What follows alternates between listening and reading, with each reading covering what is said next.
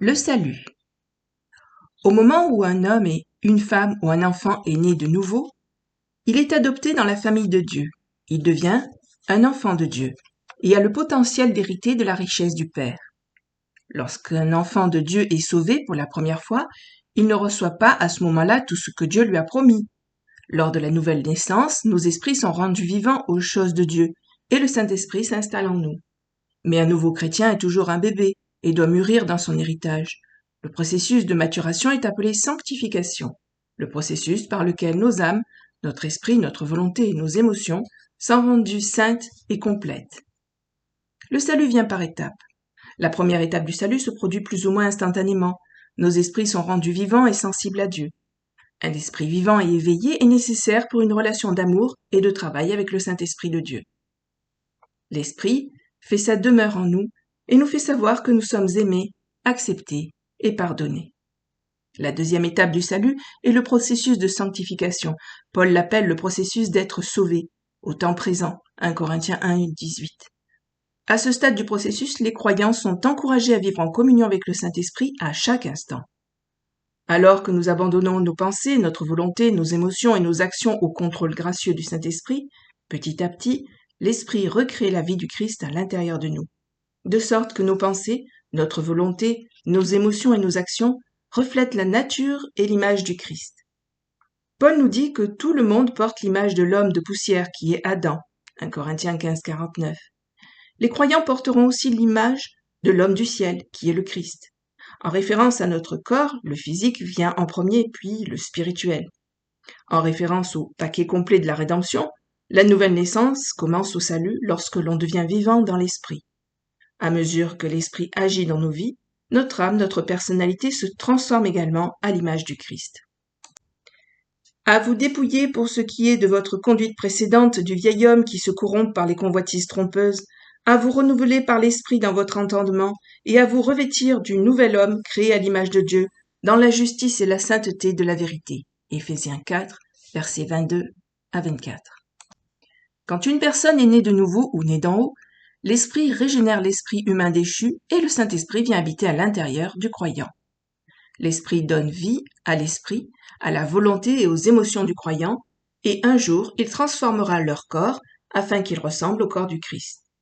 Ceux d'entre nous qui sont nés de nouveau de l'Esprit de Dieu possèdent une double nature. Nous sommes des créatures de poussière reflétant l'image d'Adam, mais nous sommes aussi l'image spirituelle du Christ, et un jour nous aurons aussi un corps comme le sien. La résurrection et le changement, de mortel à immortel, se produiront le même jour en un clin d'œil. Voici, je vous dis un mystère, nous ne mourrons pas tous, mais nous serons tous changés, en un moment, en un clin d'œil à la dernière trompette, car la trompette sonnera et les morts ressusciteront incorruptibles et nous serons changés. 1 Corinthiens 15, versets 51 et 52. Et je vis un autre ange puissant qui descendit du ciel environné d'une nuée, et il avait un arc-en-ciel sur la tête, et son visage était comme le soleil, et ses pieds comme des colonnes de feu. Il tenait à la main un petit livre ouvert, et il mit le pied droit sur la mer et le pied gauche sur la terre, et il s'écria d'une voix forte comme un lion qui rugit, et après qu'il eut crié, les 7 tonnerres firent entendre leur voix. Et quand les 7 tonnerres eurent fait entendre leur voix, j'allais écrire. Et j'entendis du ciel une voix qui me disait, scelle les choses que les 7 tonnerres ont dites, et ne les écris point. Apocalypse 10, versets 1 à 4. La troisième et dernière étape du salut est la rédemption de nos corps, également connue sous le nom de glorification. Romains 8, 23. Notre salut deviendra complet une fois que nos humbles corps seront transformés en un corps glorieux comme le corps glorifié du Christ. La tendance au péché qui habite notre corps mortel sera supprimée pour toujours. Nous posséderons un corps qui est aussi à l'aise dans le ciel que sur la terre, capable d'interagir et de fonctionner dans les 2 royaumes. Comme être né de nouveau dans notre esprit, le dernier aspect du salut, la glorification, aura également lieu instantanément, en un clin d'œil. Nous devons nous rappeler, cependant, que le changement, la transformation, n'est pas la même chose que l'enlèvement, qui est l'enlèvement des croyants au ciel. Le changement précédera l'enlèvement. Nous devons avoir un corps comme le sien pour entrer dans le temple céleste. Les Écritures nous disent que nos corps deviendront comme le corps glorifié du Christ. Jean, l'auteur de l'évangile de Jean et rédacteur de l'Apocalypse, a également écrit les épîtres de 1 à 3 Jean. Écoutez ce qu'il a à dire sur ce sujet. Bien-aimés, nous sommes à présent enfants de Dieu, et ce que nous serons n'a pas encore été manifesté. Mais nous savons que quand il sera manifesté, nous serons semblables à lui, parce que nous le verrons tel qu'il est. Et quiconque a cette espérance en lui se purifie lui-même comme il lui est pur. 1 Jean 3, versets 2 et 3. Aussi bien dans 1 Jean 3, 2 que dans le passage d'Apocalypse 10, on voit que le Christ va apparaître sur la terre pour ressusciter les morts et changer les vivants. Dans l'Apocalypse, il apparaît incognito, enveloppé dans un nuage. D'une manière ou d'une autre, les croyants le verront, et à ce moment-là, ils deviendront comme lui, se transformant à son image. À quoi ressemblera notre corps glorifié? Il y a pas mal de passages qui nous donnent des détails sur les attributs du corps glorifié du Christ, qui est le prototype des nouveaux corps que tous les croyants posséderont un jour. L'apparition du Christ à Marie dans le jardin était la première apparition du Christ après sa résurrection. Elle pensait qu'il était le jardinier. Jean 20, versets 11 à 16. Cependant, Marie se tenait dehors près du sépulcre en pleurant. Et comme elle pleurait, elle se baissa dans le sépulcre, et elle vit 2 anges vêtus de blanc, assis l'un à la tête et l'autre aux pieds, au lieu où le corps de Jésus avait été couché. Et ils lui dirent, « Femme, pourquoi pleures-tu » Elle leur dit, « Parce on a enlevé mon Seigneur, et je ne sais où on l'a mis. » Et ayant dit cela, elle se retourna et vit Jésus debout. Mais elle ne savait point que c'était Jésus. Jésus lui dit, « Femme, pourquoi pleures-tu? Qui cherches-tu » Elle, croyant que c'était le jardinier, lui dit, « Seigneur, si tu l'as emporté, dis-moi où tu l'as mis et je le prendrai. » Jésus lui dit, « Marie. » Et elle, s'étant retournée, lui dit, « Rabboni, c'est-à-dire mon maître. » Le même jour, le Christ ressuscité a apparu à Marie, le jour de la fête des premiers fruits. Il est également apparu aux disciples. Le soir de ce jour, qui était le premier de la semaine, les portes du lieu où les disciples étaient assemblés étant fermées par crainte des Juifs, Jésus vint et se présenta au milieu d'eux et leur dit, « La paix soit avec vous. » Et quand il eut dit cela, il leur montra ses mains et son côté. Les disciples donc, voyant le Seigneur, eurent une grande joie. Jean 20, versets 19 et 20.